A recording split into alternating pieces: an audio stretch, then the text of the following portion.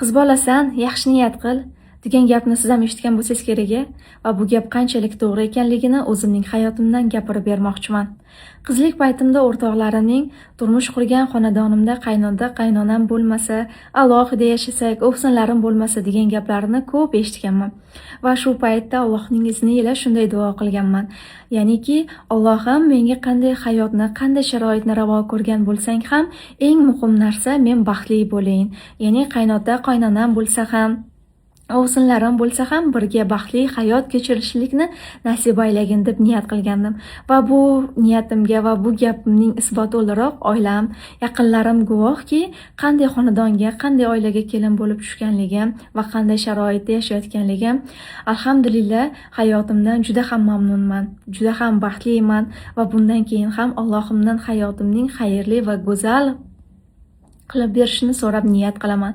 Sizlarga ham tavsiyam, ayniqsa qiz bolalarga tavsiyam, qiz bola ekansiz, yaxshi niyat qiling.